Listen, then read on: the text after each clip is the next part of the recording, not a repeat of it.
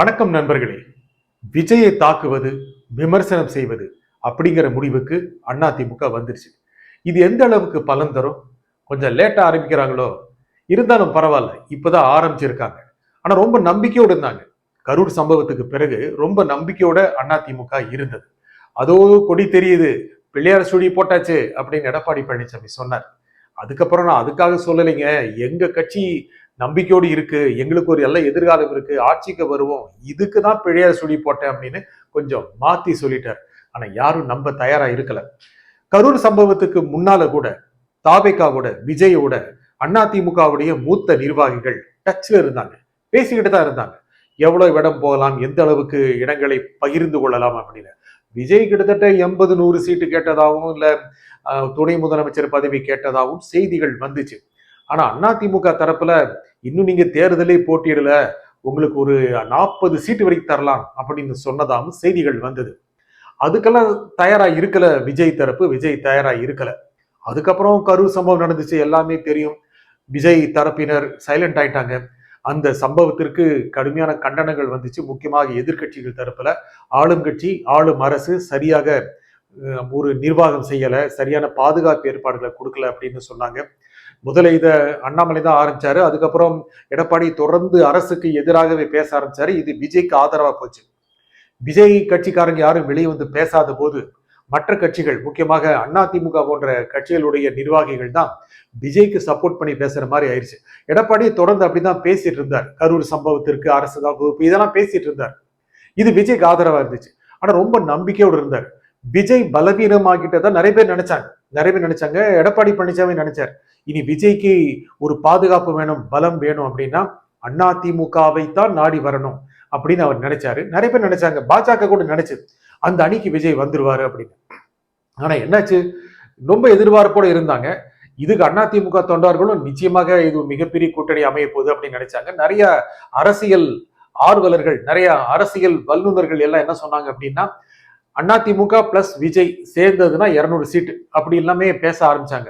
அப்படியே அதிமுகவும் விஜயும் சேர்ந்தா திமுக கூட்டணி ரொம்ப கீழே போயிடும் அப்படி எல்லாமே பேசுனாங்க. அதுக்கெல்லாம் சாத்தியங்கள் கம்மி. ஆனா அப்படிதான் பேசினாங்க. அது ரொம்ப எதிர்பார்ப்போட இருந்தாங்க அதிமுக காரங்க. விஜய் இன்னும் தேர்தலை போட்டியிடல, ஒரு தேர்தலை கூட சந்திக்கல, எத்தனை அவருக்கு வாக்கு சதவீதம் இருக்கும் அப்படிங்கிறது கூட தெரியல. அப்படி இருந்தும் கூட விஜய்க்கு ஒரு மிகப்பெரிய ஒரு மதிப்பை எல்லா கட்சிகளும் கொடுத்தாங்க, திமுகவும் கொடுத்தது. கரூர் சம்பவத்துக்கு பிறகு திமுக ஆதரவாளர்கள், திமுகவினர், அவருடைய ஐடி பிரிவினர் விஜயை கடுமையாக விமர்சனம் பண்ணாங்க. ரொம்ப கடுமையான விமர்சனங்கள். தொடர்ந்து அவர் என்ன பேசினாலும், எந்த அம்சங்கள் சொன்னாலும், அந்த கட்சியிலிருந்து என்ன விதமான தகவல்கள் வந்தாலும் அந்த அளவுக்கு கடுமையான விமர்சனங்கள் முன் வச்சாங்க. ஆனா பொதுக்குழு கூட்டத்துல, சிறப்பு பொதுக்குழு கூட்டத்துல விஜய் தான் முதல்வர் வேட்பாளர், விஜய் தலைமையில், தாவேகா தலைமையில் தான் அணி அப்படின்னு நம்ம சொன்ன பிறகு கடுமையாக ஏமாற்றம் வந்துச்சு அதிமுகவுக்கு. எடப்பாடி கிட்டத்தட்ட உடஞ்சே போயிட்டாருன்னு சொல்லணும்.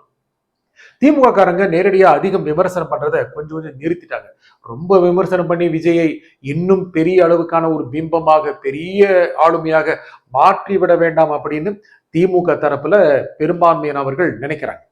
ஆனா அதிமுக என்ன நினைக்கணும்? அதிமுக விஜயை சப்போர்ட் பண்றது அப்படியே பின்வாங்கும்.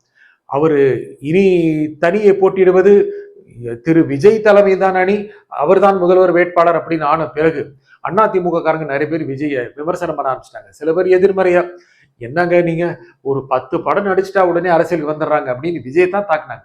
KP முனுசாமி எல்லாம் தாக்கினார். இன்னும் பல அதிமுகவின் மூத்த தலைவர்கள் விஜயை தாக்க ஆரம்பிச்சிட்டாங்க. இன்னும் எடப்பாடி ஆரம்பிக்கல, இன்னும் வர நாள்ல ஆரம்பிச்சிருவாருன்னு நினைக்கிறேன். ஏன்னா அப்படி ஆரம்பிச்சாதான் உங்களுக்கு பலன். எப்படி பலன்? திமுகவை விமர்சனம் செய்கிறார்கள், திமுகவை விஜய் விமர்சனம் செய்கிறார். அப்படி இருக்கும்போது திமுகவை விமர்சனம் செய்கின்ற விஜய், திமுகவை விமர்சனம் செய்கின்ற அதிமுக, ரெண்டுல யாரை தேர்ந்தெடுப்பாங்க மக்கள்? அதிமுக ஏற்கனவே ஆட்சியில் இருந்திருக்கு. ஒரு மாற்று சக்தி வேணும் அப்படின்னு விஜய் தேர்ந்தெடுத்துட்டாங்கன்னா வாய்ப்புகள் இருக்குல்ல. ஆனா அதே சமயம் திமுக என்ன பயப்படுது அப்படின்னா, பயப்படுதுதான். என்ன பயப்படுதுன்னா, ஒருவேளை விஜய் மிகப்பெரிய சக்தியாகி நிறைய ஓட்டுகளை பிரித்து விஜய் திமுக அதிமுக ரெண்டு கட்சிகளுடைய ஓட்டுகளையும் பிரிப்பார். எவ்வளவு பிரிப்பார்ங்கிறது இப்ப தெரியாது. அப்படி நிறைய பிரிச்சுட்டார் அப்படின்னா திமுக ஒருவேளை பெரும்பான்மை இழந்து விட்டதுன்னா, 117 கீழே போயிருச்சுன்னா அதுதான் திமுகவுக்கு பயம். அணி வெல்லக்கூடிய வாய்ப்புகள் இருக்கு. அந்த ஒரு எண்ணம் இருக்கு. அதிமுகவுக்கு பயமோ பயம். என்னன்னா திமுகவுக்கு எதிரான வாக்குகள் விஜய் பிரிப்பார், அதிமுக கூட்டணி பிரிக்கும், நாம் தமிழர் பிரிக்கும். இவங்க எல்லாரும் பிரிச்சுட்டாங்கன்னா திமுக அணி கம்ஃபர்டபுளா ஜெயிச்சிடும். அது அதிமுக நினைக்குது. ஆனா அப்படிலாம் பயப்பட வேண்டிய அவசியம் இல்லைங்க, கொஞ்சம் தைரியமா இருங்க அப்படின்னு நிறைய தலைவர்கள் அதிமுகவும் சொல்லியிருக்காங்களாம். முக்கியமாக டெல்லி தரப்பினர், பாஜகவுடைய மூத்த தலைவர்கள், அவர்களுக்கு வருகின்ற ரிப்போர்ட்ஸ் படி பார்க்கும்போது இது ஒரு தொங்கு சட்டப்பேரவை வர வாய்ப்பு இருக்கு அப்படின்னு அவங்க சொல்றாங்களாம். ஐயா, எப்படியாவது ஓட்டு ரொம்ப யாருமே பெரிய பெரும்பான்மை பெறக்கூடிய வாய்ப்பு இல்லாத சூழல் வந்தது அப்படின்னா விஜய் ஒரு 5, 15, 20 சீட்டு ஜெயிச்சாருன்னா அப்படியே அதிமுக கூட்டு வந்துடலாம் அப்படிங்கிற ஒரு பிளான் இருக்கு. அது மட்டும் இல்லாம எடப்பாடி தான் முதல்வர் வேட்பாளர்னு அமித்ஷா சொல்லியிருக்காரு.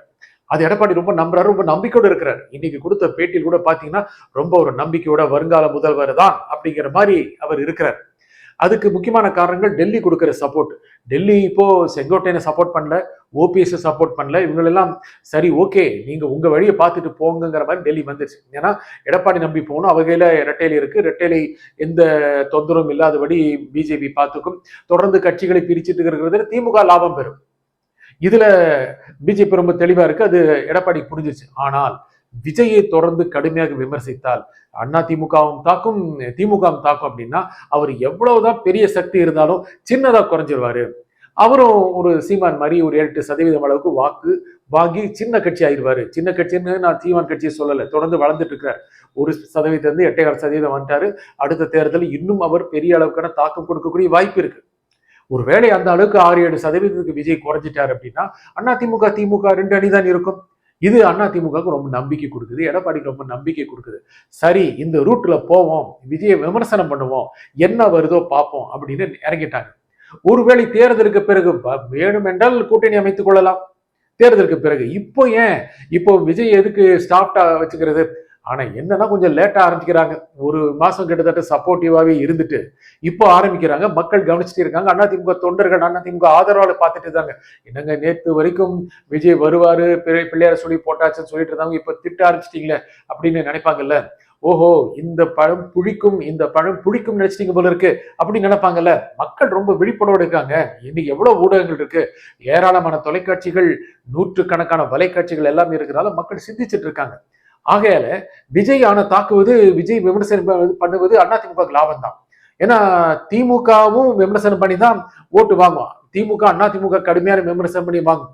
விஜயை கண்டுக்காம பாக்குது, அவர் ஒரு பொருட்டே இல்லை, அவர் பெரிய சக்தி இல்லைன்னு நினைக்க பாக்குது. ஆனா அப்படிலாம் மக்கள் நினைக்கல. மக்கள் அப்படி நினைக்கல. அவர் ஒரு பொருட்டா மதிக்கிறாங்க, ஒரு மாற்று சக்தியை நிச்சயமா நினைக்கிறாங்க. அவர் கையில ஆட்சி கொடுத்தா என்ன நிறைய பேர் நினைக்கிறாங்க. அது எந்த அளவுக்குன்னு தெரியாது. நாம இன்னைக்கு அவர் 10% இருக்கு, 20% இருக்கு அப்படின்னு சொல்றது இல்லை. அவர் 15% மேலே இருப்பார். தேர்தல் சமயத்தில் அவர் 20 தாண்டக்கூடும். இது மூலம் 10-15 சீட்டில் கிடைக்கக்கூடும். அவருக்கு சில கூட்டணிகள் அமையக்கூடும். முக்கியமாக டிடிவி, கொங்கு மண்டலத்திலும் சில ஆதரவு கிடைக்கக்கூடும். செங்கோட்டையன் கொடுக்கலாம், அண்ணாமலை கூட கொடுக்கலாம். இப்படி ஒரு சூழல் உருவாகிற சமயத்துல எப்படியாவது விஜய் ஒரு சீரிய சக்தி ஆக்கணும் அப்படின்னு திமுக நினைக்குது, அதிமுக நினைக்க ஆரம்பிச்சிருச்சு.